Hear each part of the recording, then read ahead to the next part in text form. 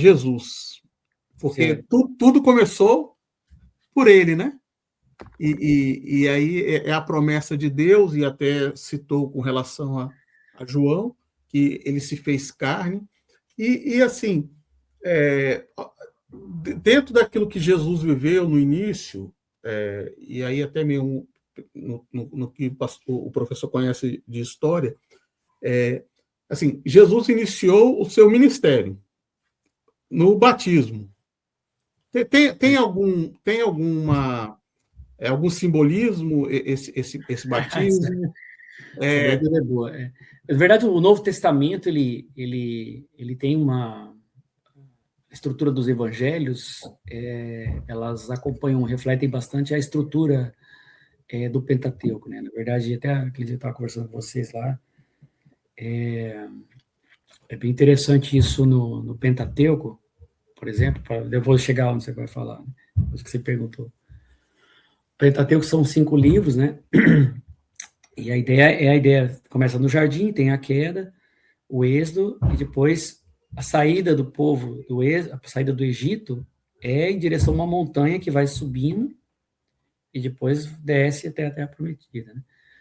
Onde vai lá no monte, onde vai receber a lei, né?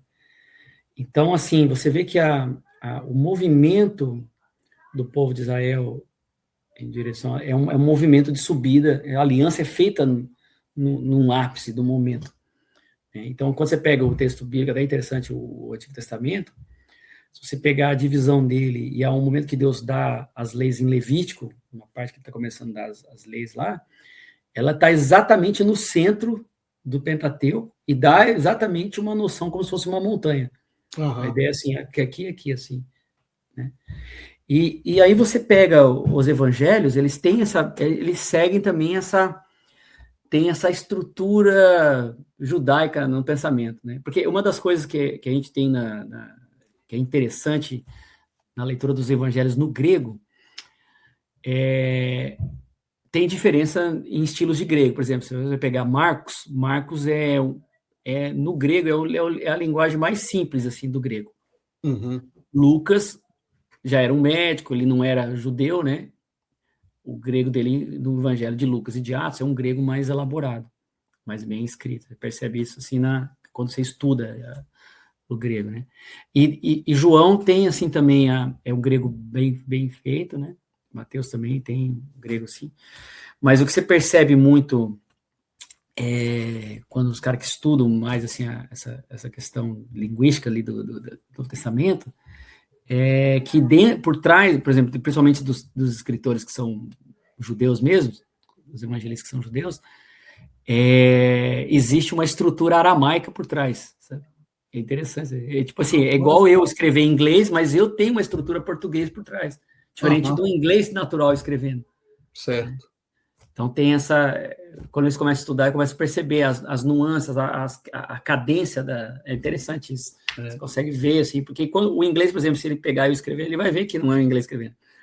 Você pensa em inglês? Por mais que você esteja bastante tempo, você treina mais ou menos, é um treino, você tem que treinar muito para chegar nesse nível, né? Mas tem uma elaboração ali, exatamente. E então, por exemplo, quando você pega o Evangelho de Marcos, o Evangelho de Marcos, que é considerado o primeiro evangelho, depois foi quando foi a extensão dele, ele tem uma estrutura que Jesus começa aqui no batismo, no Rio Jordão. Uhum. O ministério dele começa nas águas e vai até uma subida. E depois a descida para a ressurreição. Então você tem a mesma... Ou seja, a nova aliança é feita também numa subida. É uma caminhada até uma subida. Então, ou seja, o que os evangelistas estão ensinando também para você seguir Jesus é você seguir ele o caminho da cruz. Né? Uma curva para cima de aprendizado, né? Seguindo ele, né? Até a cruz. É o caminho de Jesus Cristo. Né? Então você tem é interessante que no batismo, a questão que fica assim, que se traz dentro dessa teologia ali, que Jesus batiza nas águas, mas o batismo de João é um batismo para remissão dos pecados ali, para perdão dos pecados, arrependimento. Uhum. Mas por que Jesus batiza se ele não tem pecado? Então, Teologicamente se coloca o quê? Então, que quando ele afunda nas águas, e na Bíblia, as águas, elas, às vezes, significam a morte. Né? Então, você tem as águas do dilúvio, onde toda a terra foi submersa sobre as águas do dilúvio. Né? E depois você tem também o Êxodo, onde o povo passa pela... Ali fala que todos foram batizados, tem um texto que fala isso, que todos foram batizados, né, nas águas do Mar Vermelho. Então, e depois os egípcios morrem ali. Então, a água, ela tem um símbolo... A ideia do batismo é a ideia de morte. Então, até que depois vai falar que fomos batizados na sua morte. Então, o batismo é a ideia de... o batismo nas águas é o batismo na morte. Né? Uhum. Então, quando Jesus batiza nas águas ali, pelo batismo de João, ele já está assumindo a sua morte na cruz. Então, esse existe ali esse mistério teológico, porque ele está assumindo, ele já está assumindo a morte, ou seja, o ministério dele não acaba com a cruz, ele já começa com a cruz. Ele já está assumindo a morte, ele já está afundando na morte, e começa, ele morre ali e começa o mistério dele. Então, a cruz é a consumação só de um evento que já está, né? E essa é uma das coisas que tem. Então, tem bastante coisa assim nos evangelhos que vão mostrando essas estruturas. Por exemplo, você pega o evangelho de João é um certo espelhamento de Gênesis. Porque você tem, no princípio, Deus fez os céus e a terra. E João, no princípio, era o verbo. E aí, quando você pega o primeiro capítulo de João, os 2 primeiros capítulos, sempre tem algum evento que está acontecendo e que fala assim, no dia seguinte... No dia seguinte, repete a estrutura do Gênesis. No dia seguinte, Deus criou. Rapaz, qual é o primeiro milagre de João? Já pensou? Que está no Evangelho de João? É no casamento. Qual é o primeiro evento no jardim? Um casamento que se rompe. Uma ruptura ali no casamento, um problema entre o marido e a mulher. Já, essa mulher que você me deu aí, ó. Esse é o problema. Já começou bem, né? Ou seja, fala o verbo, primeiro coisa, ou seja, aqui no Gênesis você tem um casamento destruído. Já meio capengando ali, depois tem filho, um filho mata o outro. Uma desordem. Confuso o negócio, né? E aqui você tem um casamento que entra numa desordem e Jesus traz ordem. Traz ordem. Restaura. Então, você vê, e tem uma relação. Então, o Evangelho já vai mostrando que Jesus é o novo Adão, entendeu? E ele traz esse restauração. Fala do vinho, né? Porque fala assim, o vinho velho, tudo certo, mas o bom mesmo agora é o novo, né? Então o Evangelho tem essas... os Evangelhos têm essas estruturas, né? Então, a ideia também tem 4 evangelhos, aí você tem o Pentateuco. Então, é bem interessante, cara. Quando você começa a estudar mesmo a teologia, ela vai tendo essas camadas de compreensão. Né? E aí, então, assim, nós temos esse momento, né, histórico e profético que o Senhor Jesus, ele começa no batismo, né, ele já começa a viver o seu ministério, aí vem a sua morte, a ressurreição, a assunção aos céus, e aí começa o livro de Atos, e aí a igreja cresce, as pessoas são salvas. Paulo, como nós citamos algumas vezes aqui, né, um grande expoente aí, um homem que Deus usou sobremaneira para poder difundir nas suas viagens missionárias e tudo. Então, assim, a gente vê que Deus ele tem os seus eleitos e tem os seus mistérios, né? E a gente começa se a gente começar a ler a história de Paulo, as suas viagens, e assim, eu tenho lido ultimamente livro de Coríntios, li Romanos, Gálatas, assim, a gente vê coisas que às vezes você vai lendo, você vai passando, você nem percebe, né? Aí quando você volta um pouquinho mais atenção, você lê de novo, e isso é um exercício diário. Então, assim, a gente começa a ver que Paulo, ele fala até de um determinado momento, ele fala assim, mas lá em Colossenses, né, filosofias vãs que contradizem a Cristo. Então, assim, aí muitas igrejas, eles pegam esse lado assim, filosofia então é uma coisa vã. Não necessariamente, porque como o professor falou, diante de muitos diálogos e Paulo conversando com pessoas, viu que ele usou vamos dizer assim, coisas da filosofia, estruturas da filosofia para rebater aquelas pessoas que não tinham conhecimento, né? Então, quando ele fala a respeito da ressurreição, fala, então a ressurreição logo é vã, porque ele começa a criar uma estrutura de pensamento, né? Um logos, se a gente pode falar assim, começa a colocar as coisas estruturadas e fala, então se a gente não crê nisso, então Cristo não morreu, não ressuscitou, e tudo nosso é vã. Sim, sim. Tudo é vão, né? Se você levar em consideração que ele está falando filosofias vãs, ele está falando que tem filosofias vãs, mas não quer dizer que todas as filosofias são vãs. E é o que muitas igrejas pegam nisso, né? No período que ele... Assim, porque a filosofia grega, ela não é uma só. Por exemplo, você pega, por exemplo, quando eu falo filosofia grega, ela tem vários períodos. No período intertestamentário para frente, a própria filosofia grega ela vai sofrendo uma decadência. Então, tem vários declínios, assim, sabe? Do pensamento também. E tem filosofias muito ruins. Filosofia muito ruins, né? Então, por exemplo, tem o que eu falei do Justino Mártir, ele fala uma frase, o Justino foi um dos pais da igreja, né? Nos primeiros séculos ali, pós-apostólico. Ele era um cara que ele se interessava por filosofia, e quando ele conhece, quando ele se converte, ele descobre que a filosofia o cristianismo é o melhor que existe, ele falou, de tudo, assim, né? E ele vê que a filosofia grega é uma preparação, vamos dizer assim, para aquilo que viria, porque ou seja, Cristo é a resposta de tudo que vocês estão buscando, né? E é mais universal, por quê? Porque na visão dos gregos, a filosofia é uma preparação educacional, né? É um processo de educação da inteligência. Porque para você compreender... Por exemplo, toda a nossa estrutura hoje de escolar, universidade, ela vem dentro desse horizonte, lá começou com os gregos. É uma preparação intelectual, desenvolvimento intelectual para a compreensão das coisas, da ciência e tudo mais, né? Então, agora, o que a fé cristã traz de inovador é que você recebe já o sentido e uma profundidade na sua vida que não depende do intelecto, mas ela depois vai se tornar uma força para o seu intelecto.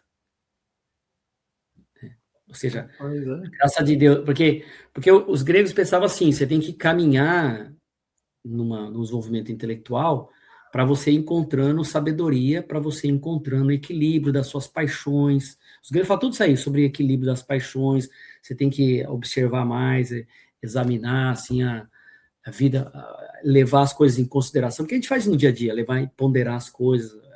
Porque, por exemplo, a ideia de sabedoria para os gregos, assim, começa com os gregos, primeiros gregos, lá os filósofos, era a ideia de sabedoria, ela estava ligada muito à ideia de técnica.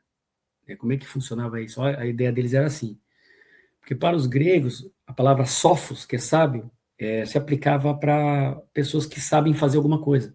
Uhum. Então, por exemplo, o cara sabe fazer um sapato, ele é um sapateiro bom, ele é um sófos, ele é um especialista naquela parte. Hoje a gente fala que é um cara tag, um cara especialista. Hoje a gente usa o termo especialista. Os gregos usavam o termo sófos, então o cara sabe. Só que começou esse conceito de sabedoria na Grécia, ela foi evoluindo também. E começou a pensar, poxa, um cara começou a pensar assim, né, os gregos, os Pitágoras e os primeiros, começou a pensar assim, se existe a capacidade de a gente desenvolver um conhecimento, eu consigo ensinar outra pessoa como fazer uma mesa, como fazer uma casa, ele é um sófos em fazer uma casa, será que não tem como a gente, certos saberes que a gente consegue aplicar na nossa vida e que faz a vida ser melhor? Essa é a ideia de filosofia. Então começa a trazer para a vida, a sabedoria. Então a sabedoria é para a vida. Porque uma coisa é o cara saber fazer uma casa. Poxa, mas será que não existe um princípio? Porque você vai construir uma casa, os caras pensam descobrir a geometria. Então você tem que descobrir certos princípios geométricos, o cateto da hipotenusa, aquelas coisas. Fazer uma casa tal, vai ficar perfeito. Então a gente descobriu os princípios, a gente consegue aplicá-los. Uhum. Será que também não existe na vida princípios que, se a gente compreender, descobrir quais são a gente pode fazer a vida ser melhor? Por exemplo, no casamento, será que tem princípios? Será que nas amizades, nas relações humanas, nas relações políticas, É assim que os gregos começaram a expandir para isso, para a política, para a ética, para a arte, para a vida. Né? Então, quando o cristianismo vem, os assuntos trata-se dos mesmos problemas, só que a resposta é diferente.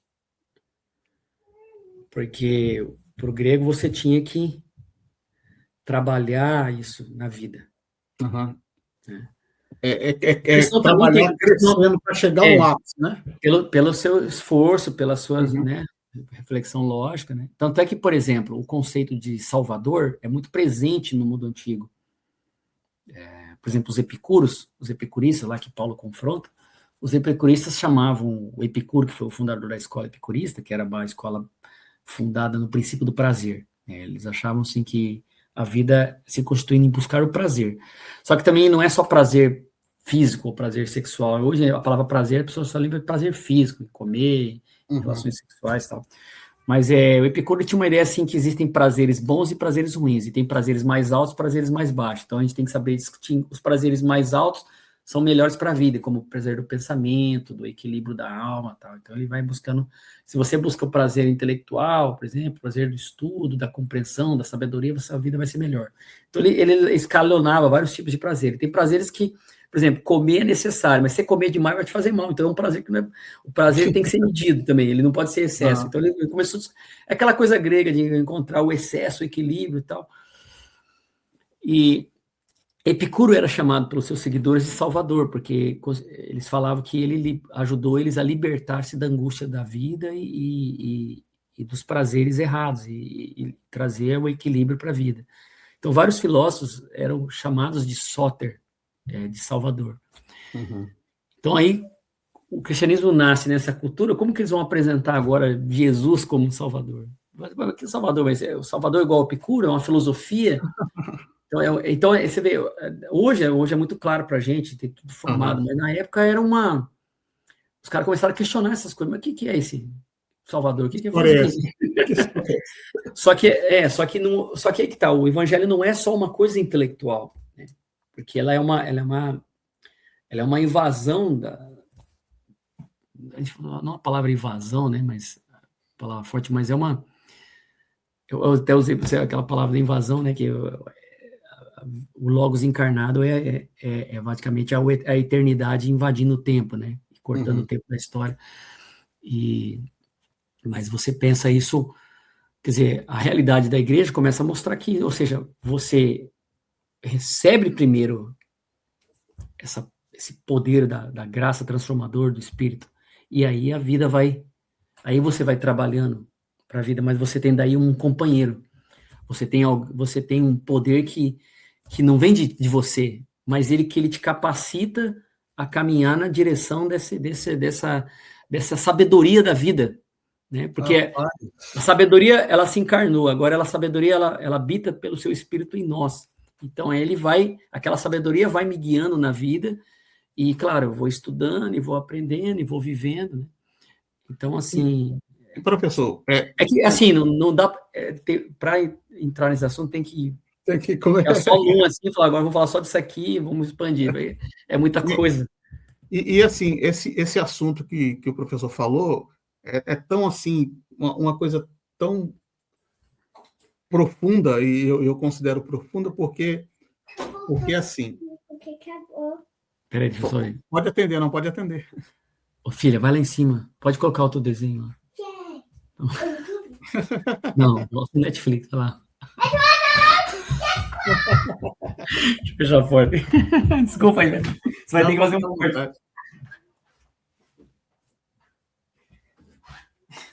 Não sei nem se eu estou sendo muito prolixo, assim, porque é muito... Não, rapaz, eu espero que os nossos ouvintes e as pessoas que assistam possam estar gostando tanto como eu estou. Eu estou só assim, tem sido para mim essa conversa aqui excelente. Espero que todos sintam isso. Mas naquilo que o professor falou, assim, o grego, né, na filosofia, os gregos naquilo, eles buscavam, iam crescendo para chegar no ápice.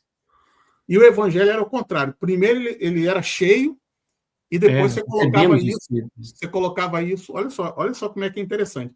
Você é cheio da graça de Deus, e aí você começa na sua vida, você começa é um efeito inverso, né?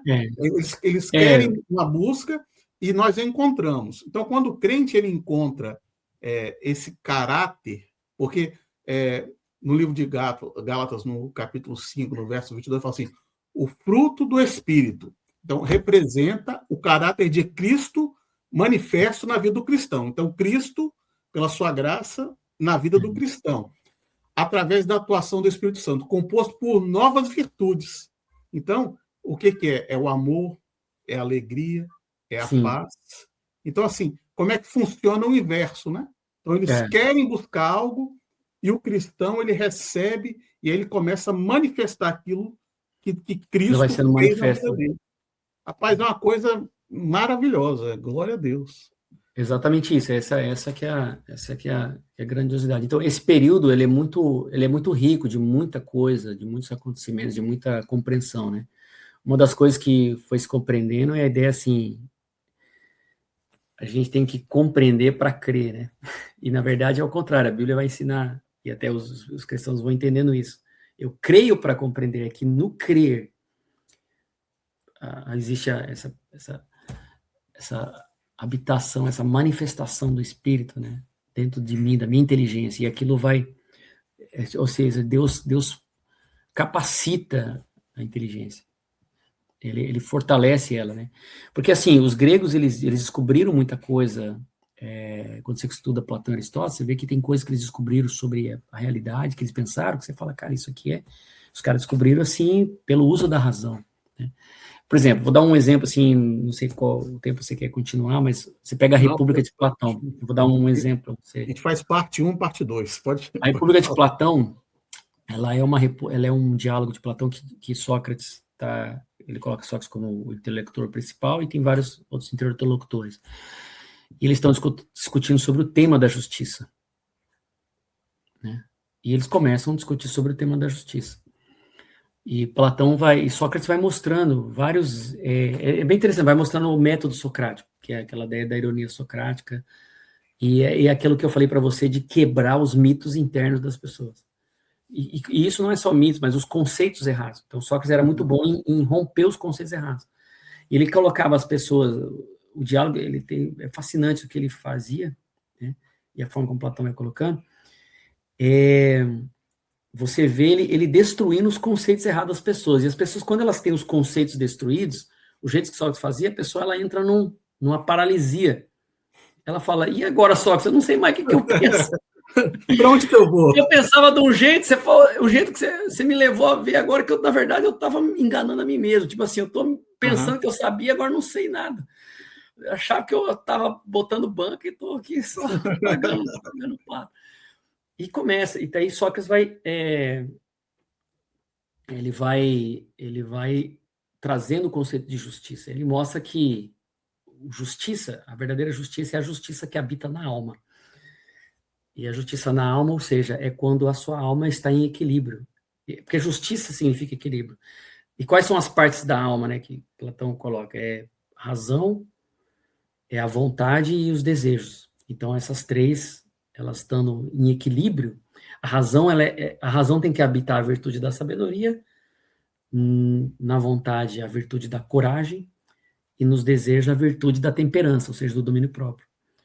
Se elas não têm essa virtude, elas vão ser carregadas de vícios, vai acontecer com que os desejos é como se fossem cavalos que vão subjugar a razão. Então, a pessoa, ela aparentemente por fora é racional, mas por dentro ela é guiada pelos desejos, pelas concupiscências, é assim que vai funcionando. Mas ele vai mostrando que a justiça é da alma. Então, eles vão discutindo várias coisas sobre justiça. E eles vão indo, chegando nessa justiça da alma. E chega um momento do diálogo, por exemplo, que Sócrates fala assim, olha, eles começam a falar sobre o homem justo e vão construindo o que é um homem justo dentro dessa perspectiva da justiça da alma. Ele começa, vai expandindo o diálogo e a compreensão disso, sabe? Ele chega no momento do diálogo que ele fala assim, esse homem justo que nós estamos falando, se ele existir, eles vão prender ele, eles vão bater nele, eles vão cuspir nele e vão pendurar ele numa madeira. Meu Deus. Está na República de Platão. Os caras falaram, sabe que Platão era profeta? Ou seja, eles racionalmente perceberam que o nível de justiça que é possível existir como ser humano, na sociedade que a gente vive hoje, que as pessoas gostam as pessoas... O que Platão e Aristóteles descobriu? As pessoas vivem na mentira total. As pessoas gostam da mentira. Então, se o cara é muito justo, a sociedade não aguenta, ele já mata ele. Os caras chega, isso está na Diálogo da República. Aí você fala assim, pô, como é que o cara chegou nessa compreensão? Né? Assim, como é que ele chegou nesse nível de compreensão? Você fala, o negócio, cara, esse cara teve uma revelação aqui. Mas isso é... Aí que eu falo assim, como é que você fala dizer que a filosofia, quando ela é estudada com profundidade, ela te eleva a um nível quando os cristãos viram só Jesus, os caras leram Platão, falaram, peraí, mas o cara... Nós vimos isso aqui acontecer, o cara falou aqui. Ele falou lá e tá aqui. O cara falou lá, nós vimos acontecer de verdade. Rapaz, entendeu? Entendeu a coisa? Aí você, você começa a ver... Hã? O negócio é sério. Você pega, por exemplo, você vai ler Aristóteles, quando ele fala de Deus, para Aristóteles, Deus é que o conceito de Deus ainda não é igual ao nosso, que é um Deus mais pessoal, né? Um Deus que existe, que criou todas as coisas, é uma inteligência plena. Para ele fala que Deus é vida. Ele fala. Porque a inteligência é vida, e Deus é vida. E ele fala assim, e esse Deus move todas as coisas. E todas as coisas voltam para ele em amor. Ou seja, o movimento de todas as coisas que existem no universo, todas as coisas que existem, elas estão em movimento porque Deus a pôs em movimento. Deus é a força que empurrou. Por isso que Aristóteles chamava Deus como o primeiro motor. Ou seja, porque ele começa a observar assim na natureza. Ele foi vindo pela lógica. Ele falou, todas as coisas são movidas por alguma coisa. E uma coisa gera outra coisa, que move outra coisa, que gera outra coisa, que move. E a natureza funciona assim. Ele falou, mas em algum momento teve que ter uma primeira causa, que ele chama. Um primeiro motor. Alguma coisa que não se move, moveu todas as coisas. Ele chama isso de Deus. Ele pensa assim. Então é Deus. E esse Deus é vida e é inteligência. E ele diz que todas as coisas se movem e voltam e todas as coisas querem de novo voltar a Deus. Porque para os gregos é a ideia de princípio, né? E a ideia de arqué, tudo nasce, e tudo que nasce de um ponto tem que voltar de novo. Então, assim, como se todas as coisas, no fundo, querem voltar a Deus, assim, ele diz. Todas as coisas estão no movimento sempre de volta a Deus. Rapaz, mas é isso, são só umas pinceladas aí filosóficas, mas para você entender o contexto. Por isso que quando eu comecei a ler filosofia, eu falei, pô, esse negócio aqui é legal. Faz sentido, né? Algumas coisas que eu queria, assim, se o professor puder ou tiver tempo de falar, em alguns momentos a gente vê que homens, Paulo, né, que já foi citado, mas também a gente tem Lucas, que escreveu o Evangelho e Atos, Evangelho de Lucas e Atos, era um médico, né, e com certeza conhecedor de filosofia, de estudar. Ele era médico naquela época, né, 2000 anos atrás. Conhecia a cultura, né? Não sei se, assim, por exemplo, se todos eles chegaram a ler, porque era muito mais difícil o acesso às coisas. Com certeza, com certeza.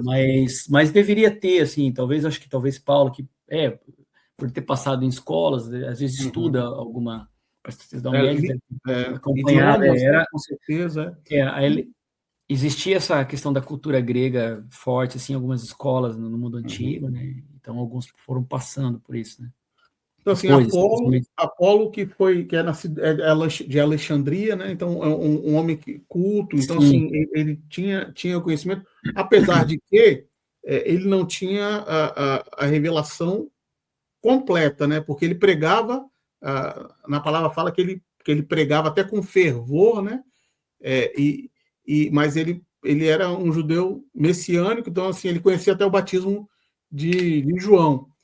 E ele foi para a casa de Priscila e Áquila, e lá eles falaram para ele do batismo com o Espírito Santo. Então, quer dizer, ele não conhecia a plenitude, né? Então, assim, eram pessoas com conhecimento. E Paulo ele fala algo muito interessante. No livro de Filipenses, capítulo 4, 12, ele fala assim: não digo isso por necessidade, pois aprendi a adaptar-me a toda e qualquer circunstância. Sei o que é passar necessidade, sei o que é ter fartura. Aprendi o segredo de viver contente em toda e qualquer situação. Seria isso uma ideia de contentamento que ele estava tentando passar ali? Sim. Fala de novo, só para eu pegar, para eu pensar. Então, assim, em Filipenses, no capítulo 4, no verso 11 e 12, fala assim: não digo isso, eu estou lendo na versão internacional, né? Não digo isso por necessidade, pois aprendi a adaptar-me a toda e qualquer circunstância. Sei o que é passar necessidade e sei o que é ter fartura. Aprendi o segredo de viver contente em qualquer situação. Isso fala com relação ao contentamento, que ele passando para a igreja em Filipe, que era até, de uma certa forma, dessa cultura. O que é ter contentação? Na verdade, o Paulo traz muito, assim, que é muito forte no pensamento, né, dele, assim, teológico e bíblico, é a liberdade, né? Liberdade cristã. Isso aí faz parte do que a gente chama liberdade cristã, ou seja, e isso é uma coisa que os filósofos epicuristas e estoicos, por exemplo, eles queriam alcançar, eles falam disso, que é essa liberdade de se desprender do entorno, né? Uhum. E que isso é a verdadeira liberdade. Então eles tentavam treinar nesse sentido, né? Treinar a mente para isso, para ter essa liberdade se desvinculada do aspecto físico, no sentido não sair do corpo, né? Mas no sentido de não se apegar, né? Não se apegar. Não se apego, é o apego, é a palavra certa, apego, Uhum. Então você vê que o cristianismo vem também dentro traz essa resposta, né? Então por isso que o cristianismo ele foi crescendo no mundo antigo, porque ele não é só, ele apresenta um estilo de vida, mas não é um estilo de vida que vem pelo seu esforço, mas é a manifestação da graça de Deus na sua vida por meio da comunidade. Uhum. Então, a comunidade também da eclésia, né, que é a ideia de igreja, ela isso vai se fortalecendo no mundo. Então, esse horizonte, assim, que eu falei dos gregos e dessa coisa dos gregos ali, os epicureus estoicos, era muito comum no mundo antigo. Então, quando a igreja começa a surgir, e pregar e mostrar uma realidade, falou, olha, isso que vocês têm, na verdade, nós temos aqui mesmo de uma forma sólida, real e algo que acontece e que é transformador. E a pessoa fala, cara, eu fui transformado, eu sinto totalmente diferente do dia para a noite. Então, assim, a igreja foi crescendo. Então, por quê? Porque o próprio pano de fundo da sociedade estava em busca disso. Uhum. Né? E aí, claro, o Império Romano descendo a marreta. Né? Mas, assim, a gente pode dizer, pô, a fé genuína venceu a espada romana. Rapaz. E aí surgiu depois a organização da igreja, né? E aí é uma outra história, tem que alongar muito daí, mas assim, pelo menos eu digo assim, esse contexto, porque as filosofias helenistas, quando eu falo filosofias helenistas, são filosofias pós-Aristóteles, tá? Platão e Aristóteles é uma coisa, a filosofia helenista é outra. Ela vem depois deles. Elas eram muito caracterizadas por uma espiritualização. Havia uma busca de espiritualização mesmo. Então as pessoas buscavam, porque elas queriam, nesse mundo muito louco, né? Imagina, hoje o nosso mundo é uma mão com açúcar. O pessoal fala, nosso mundo está divergente, o céu. Você estudar um pouquinho de história, assiste uns filmes do tempo antigo, você vai ver que você está no céu. Você voltar, os caras falam, nossa, meu Deus, o mundo está muito difícil. Gente, se a gente voltasse no tempo para encontrar alguém lá 2.000 anos atrás e falar como é a nossa vida, o que nós vivemos, tem hospital, explicar como funciona o mundo, fala, não, você já está no céu, então. Já está no céu. Tem tudo, tem remédio, sara as doenças, tem problema, um monte de coisa. Você consegue resolver, né? Então, assim, era muito difícil. Né? Então, assim, geminou no meio de tudo isso daí, né? Então, assim, então, nesse sentido, você vê que Paulo tem muito isso, ele tem muito, e você vê que ele vai evoluindo também na vida dele. Você vê que o jeito que ele escreve as cartas, o jeito até quando já mais no final da vida, né? Você vê que ele vai, é como se a graça de Deus, ela vai expandindo quando você vai vivendo ela e compreendendo ela, e a vida cristã envolve um estudo, né? Mas não é que a gente fala em estudo, a gente já pensa assim em escola, a gente já pensa assim, numa sala de aula. O estudo o que é você estudar algo? É você querer compreender algo. Se aprofundar. A vontade de compreender, esse desejo que vai movendo de você, igual eu falei no começo, que é a fé em busca de compreensão, é você querer compreender quem você ama, você vai querendo aprender mais, vai querer ouvir mais, você vai querer saber mais, porque você descobre que aquilo gera uma explosão em você, aquilo te gera uma vida, sabe? Aquilo te gera uma contentamento, diária. É um contentamento. Um contentamento que você não consegue explicar. Então, assim, é isso que é a fé cristã. Ela não é intelectualizante, mas ela não despreza a intelectualidade. Ela serve para todo mundo, tanto para um cara muito intelectual como uma pessoa mais simples. E a pessoa pode passar a vida inteira numa simplicidade e viver uma vida de sabedoria em Deus, né? Rapaz, isso é profundo. E o outro também. Isso é profundo, porque tanto o mais simples foi o que a gente começou na conversa. Você não necessariamente precisava saber história, teologia e filosofia para... Pode ser que você queira descobrir, puxa, eu quero aprender isso aí. Para descobrir mais sobre tudo isso. Porque o cristianismo é isso, a fé cristã é isso, é sabedoria de Deus, né? Quando Paulo fala em Coríntios, Cristo se tornou sabedoria de Deus. Rapaz. Sabedoria de Deus, né? E qual que é a sabedoria? Cristo crucificado, né? Sabedoria de Deus.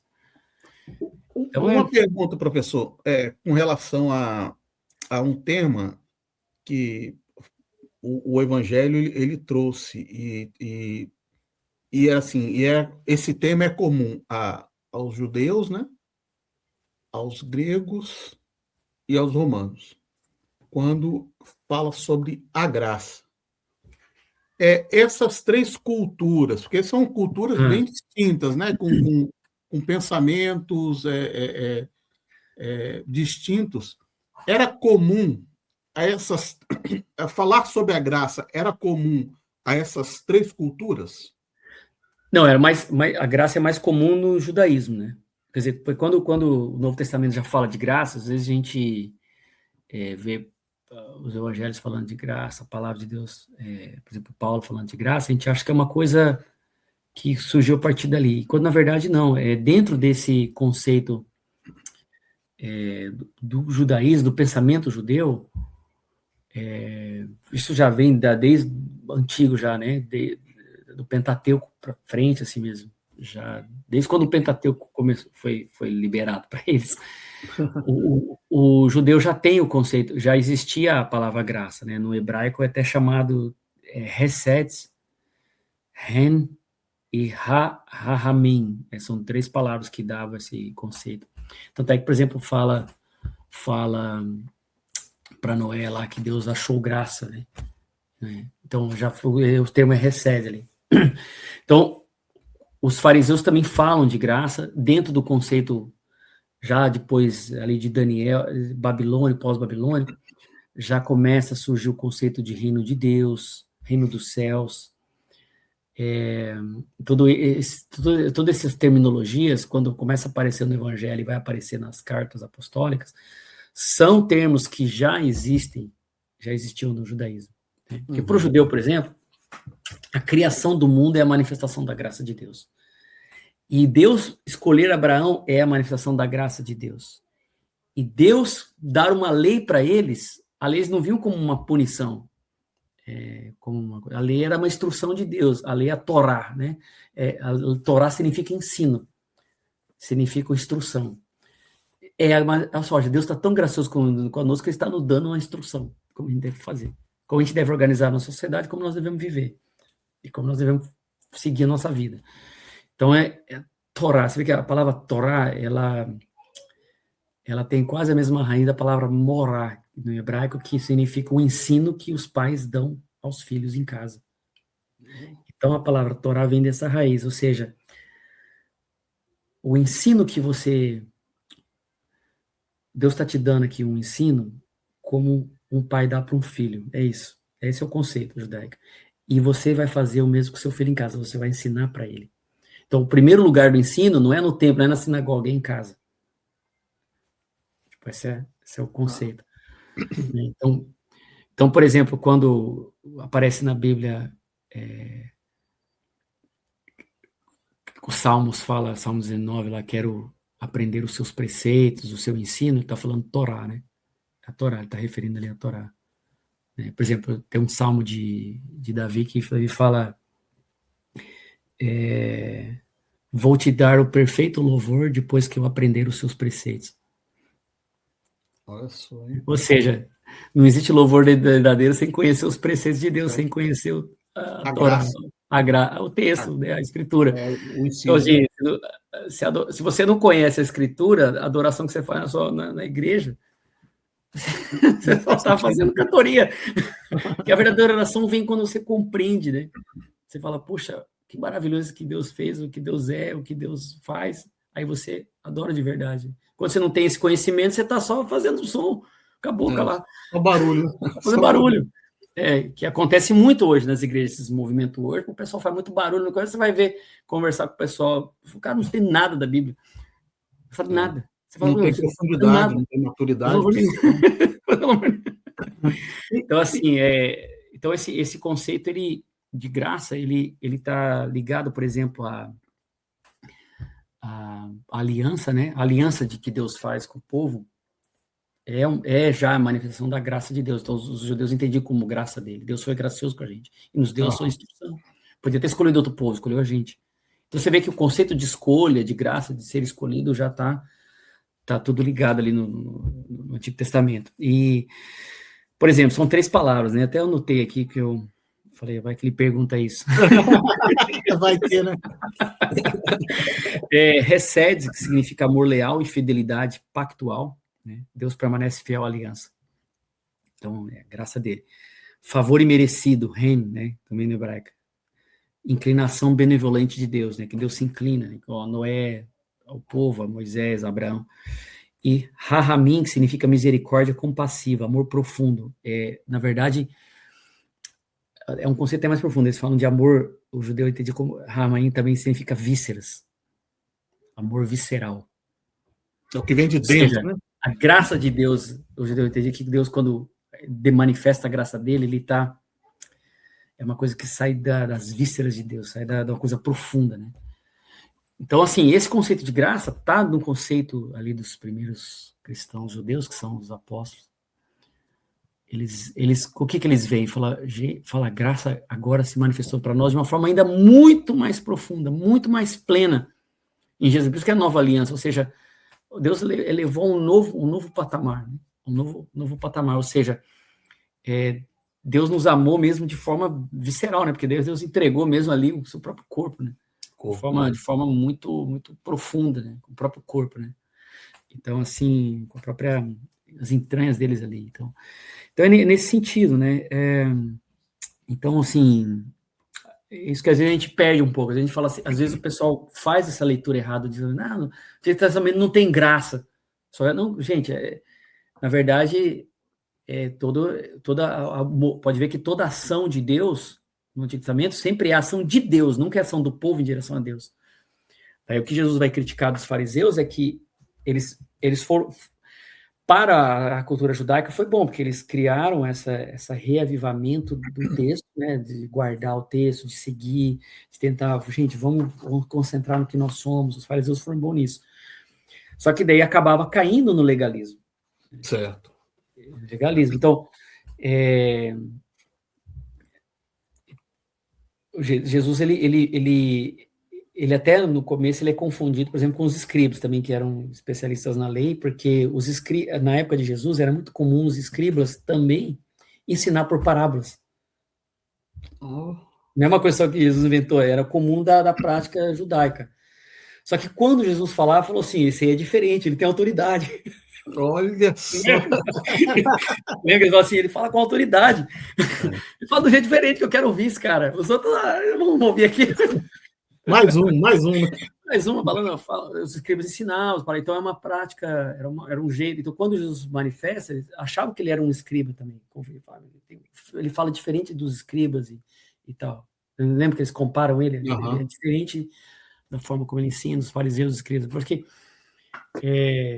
parece como um cara inusitado. Então, ele começa a se destacar, né? E aí vai dando os problemas. Esse é o problema.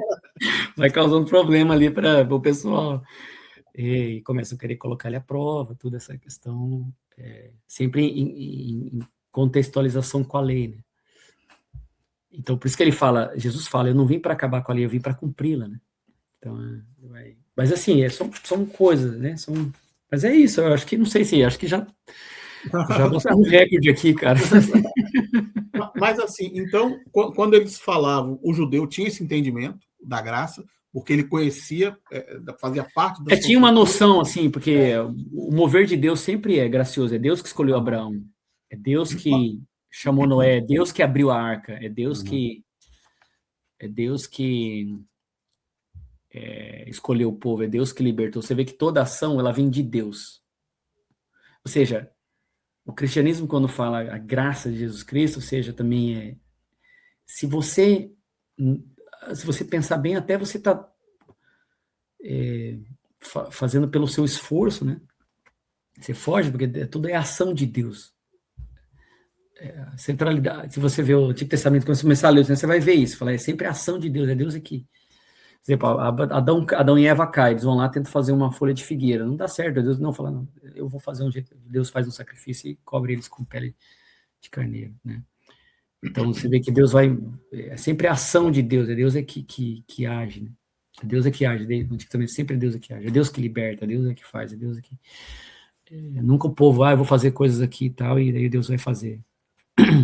Então era bem complexo para as outras culturas, né, fora a judaica, entender essa graça. Era como se fosse uma coisa nova, seria uma coisa nova para eles, um entendimento novo, ou eles tinham coisas similares a esse entendimento na cultura deles? O romano... Fala as outras civilizações? Acaba sendo diferente, né, porque... eles são o primeiro povo que tira, né, essa ideia de qualquer imagem, né? Enquanto as outras civilizações, todos os deuses têm uma imagem, tem uma estátua, e os deuses são muito locais, né? Os deuses das outras civilizações, eles são muito presos a locais, né? O deus da montanha, o deus não sei de onde, o deus do rio, o deus do mar, o deus que mora ali, o deus que... Então, assim, você tem já o deus de Abraão, já é um deus que ele não tem uma imagem, né? Ele não tem um nome.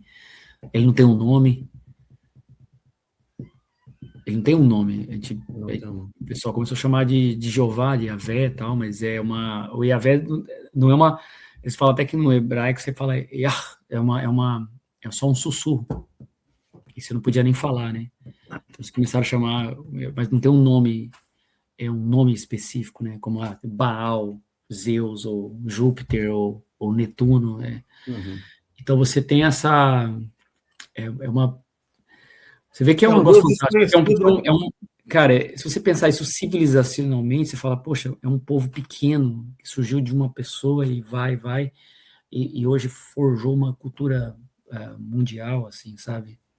É um negócio muito poderoso, civilizacional. É um mistério, né? É um mistério. Civilizacionalmente. Porque vai mudando tudo, né? Igual eu falei para você, estava conversando, acho que eu mencionei isso, que os povos antigos era muito comum você ter a organização dos deuses, a organização do mundo, ela é muito cosmológica, né? Então ela tá ligada à ideia do cosmos, né?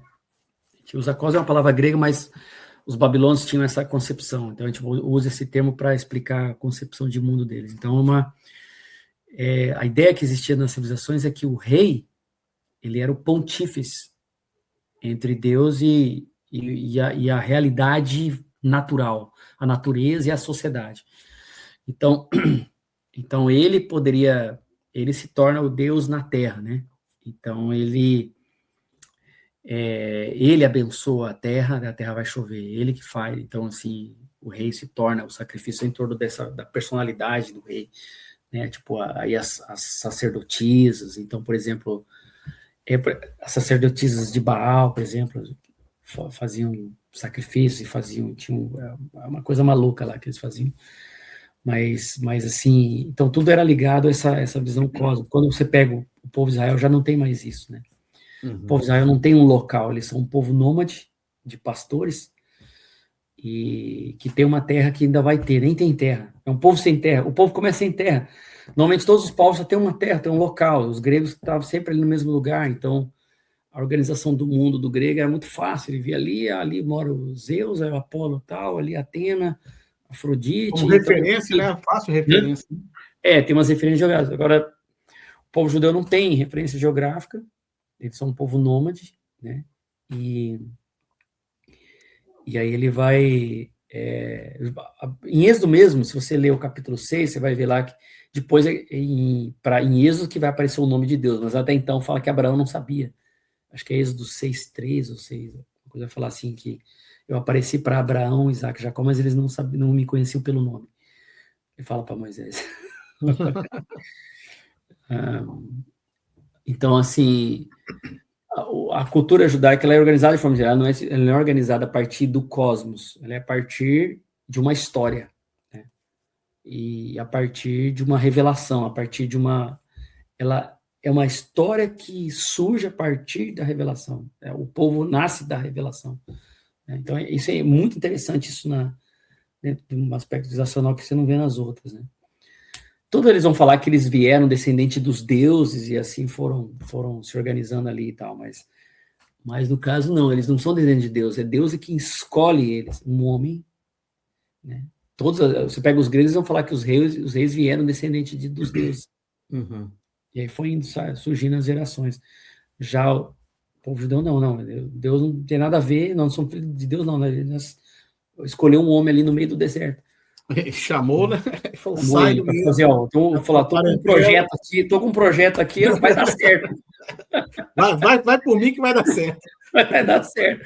Vai falar, beleza, vambora. Mas o que eu tenho que fazer? Você tem que sair daqui. Mas onde eu vou? Não sei, vai indo. Só sai. Quer dizer, e daí você tem... Então, você vê que essa estrutura nunca passou, ou pelo menos não... Quando começam os reinados de Israel, você vê que o rei, Saul, ele é escolhido por Deus. Aí Saul começa a quebrar ali o que era o propósito, ele é tirado e é colocado outro. Quer dizer, então não existe uma ideia de esse rei agora já é o representante de Deus absoluto e ninguém mais toca em mim, eu sou a voz de Deus na terra. Né? Isso em Israel não tem, né? Depois vai aparecer alguns outros reis muito ruins que vão achar que são isso, mas não é esse o projeto. Mas é isso, acho que hoje foi bom. Professor, quer perguntar mais ainda, não? Não, olha só, eu queria muitas e muitas perguntas, mas eu sei das responsabilidades aí com as crianças que você tem que estar auxiliando aí, está ficando tarde também. E, assim, eu queria, então, se pudesse, dois pontos. Primeiro, é que onde que nós podemos achar cursos que o professor disponibiliza, ou algum livro que o professor escreveu, onde a gente poderia achar? Eu tenho mais cursos assim na área de filosofia, alguns um pouco assim na área de psicologia, que está na Udemy, né? Que é uma plataforma, é a maior plataforma educacional do mundo, né? Udemy. Então você acha o curso lá. Se você entrar no meu Instagram, acho que você colocou ali, Kleber Dias, ali, .pdias, lá tem um link, você vai clicar no link ali da Udemy, vai aparecer todos os cursos que eu tenho. curso de introdução à filosofia, se você tem interesse em aprender. Eu estou pensando em retomar, faz um tempo que eu estou parado, deixei de gravar, mas eu vou retomar alguns cursos e vou começar a trazer mais coisas aí. E na Amazon eu tenho 2 livros que eu publiquei, nunca mais publiquei também, precisava. Deu estacionado, a vida fica busy, tem que reorganizar o pensamento, as ideias. Mas é um livro que eu escrevi sobre a ética e justiça em Aristóteles, né? Que ele traz um conceito muito interessante sobre ética e justiça, que é muito aplicável hoje ainda no direito, até hoje se usa o que ele escreveu sobre isso. E eu fiz um livro chamado Pecado como Doença do Espírito, que fala sobre os pecados espirituais, né? Que essa é uma coisa que cresceu na tradição da igreja, do cristianismo, né? Que depois é um livro bem curtinho, assim, porque foi uns estudos que eu fiz, organizei, falei, vou coloquei ali na Amazon, acho que você pode comprar pelo Kindle, bem baratinho. Que foi assim, na igreja se criou essas ideias dos pecados capitais, né? Uhum. E depois ficou uma coisa meio caricata hoje no mundo moderno, mas tinha muito valor psicológico e espiritual, né, no que foi trazido, sabe? E é bem interessante. Então, foram reflexões ali que eu trago, algumas contribuições que eu trago ali do que se falou sobre isso, né? Então, é bem interessante. É um livro que vale a pena. Muito bom. Bem rapacinho de ler, assim, bem rápido. Mas é isso, é só esse tipo de coisa que eu tenho. Uhum. Que bom. Então e o podcast, né? O podcast lá que você pode ouvir. Vários, né? Se procurar lá, vai ter. Agora, o que a gente sempre pede, aqueles que participam conosco, pastores e professores, a gente entrevistou ultimamente aqui um mestre, e agora um professor Kleber, a gente sempre pede uma palavra. Então, assim,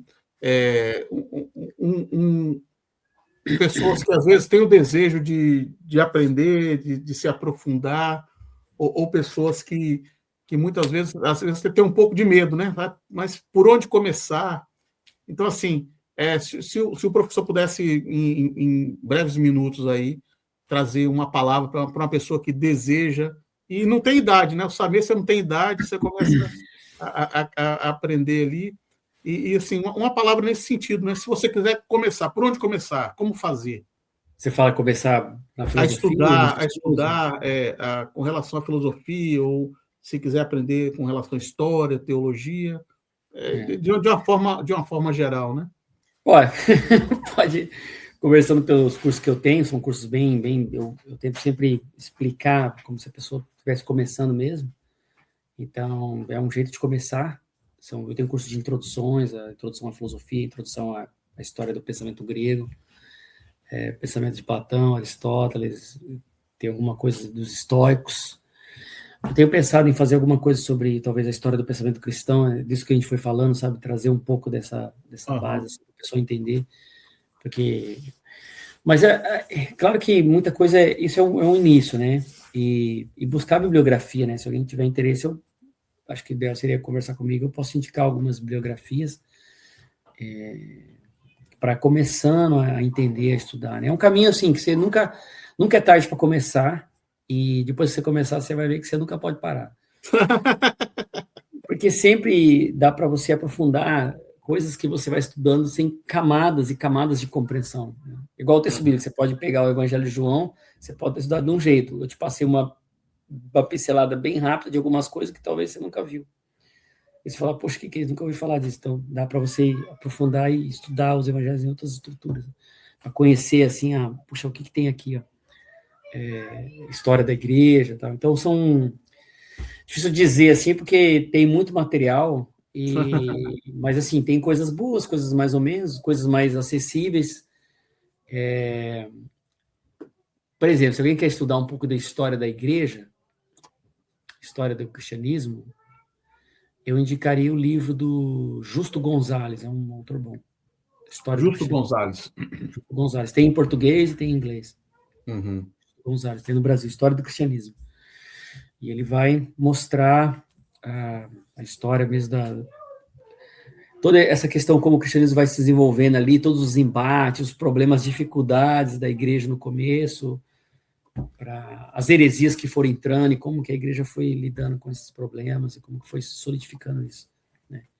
Então, são esse tipo de coisa. Muito bom, muito bom. Professor Kleber, a gente agradece muito a sua participação, sua presença aqui, e por compartilhar um pouco aí dessa história que eu acho particularmente fascinante. Espero você que assista também, goste e tenha interesse por isso daí. E para você que ficou conosco, né, até o final desse podcast, desse episódio, a gente agradece a companhia. A gente sabe que às vezes você precisa ouvir, aprender, né, com certeza, mas também, se desejar, compartilhe esse vídeo, alguns cortes que nós vamos colocar, para que outras pessoas possam ser também edificadas. Professor Kleber, suas últimas considerações, suas palavras finais aí, espero que... Eu acho que eu vou retomar o que eu falei, né, que a verdadeira fé, ela busca compreensão. E outra fase que a gente pode falar é, por exemplo, teologia, ou estudar, né? Teologia pode ser chamada de a fé de olhos abertos, né? É isso, você ter a fé não é uma coisa cega, mas são os olhos abertos, né? Você ter os olhos abertos, Deus quer que você abra os olhos e veja, enxergue a realidade e pense a compreender as coisas, é isso.